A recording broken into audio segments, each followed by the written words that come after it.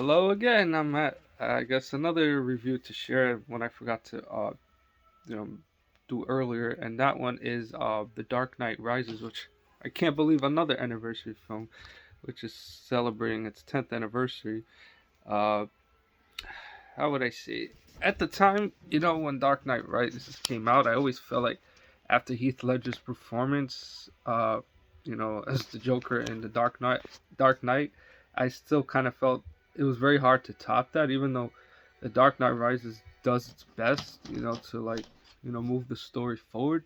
I always kind of found it like the weakest of the Dark Knight trilogy, only because I feel like the issue with it was kind of like pacing, was pacing issues. And even though Tom Hardy does a good job playing Bane, and he's more sinister and than the '97 version of Batman Robin, which was more cartoonish, I just felt like I said, it's just very hard.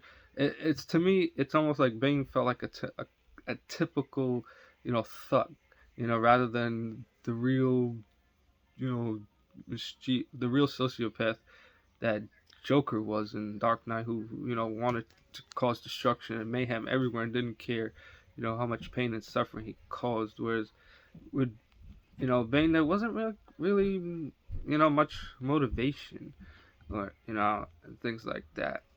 And I mean, even though Christian Bale does a great job playing Bruce Wayne for the third time, being the only person to play the character.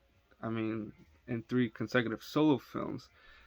But I will admit, that whatever that vocal, that deep growl voice change or whatever he uses is still kind of hilarious, even to this day. And Michael Caine, who gives Alfred like a more layered and emotional performance. I kind of feel like his character's underutilized in this particular sequel. Like, it's almost like he's in it for the first half, then disappears, and then reemerges towards the end of the movie. And of course, Morgan Freeman also returns as Lucius Fox now, like, of Bruce Wayne. And then of course you have Anne Hathaway, who takes over the mantle of Selena Kyle, aka Batwoman. Even though in this version they don't say that she's the Catwoman, who in this version is more like a jewel thief, compared to like Michelle Pfeiffer's version, who in that version was driven by insanity, a near-death experience to become Selena Kyle. I mean, even though Anne Hathaway does a good job, but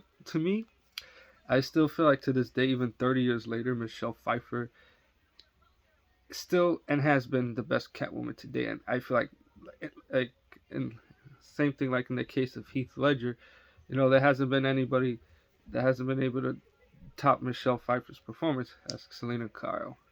Even though, like, say, Zoe Kravitz from the Dudfest 22 Batman is maybe the second closest, but that's just me. And of course, you have Joseph Gordon-Levitt, who plays John, like a cop, you know, that ends up, being an ally to, Jim Gordon and all that.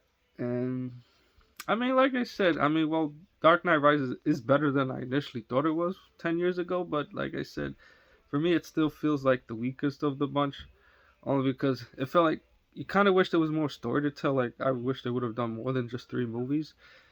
And it kind of felt like the way it ended felt like the passing of the torch from one hero to the other, which was kind of nice, but I kind of wish they would have done more with the Christopher Nolan version of the Dark Knight series. That's just me. Maybe others feel different. So that's that.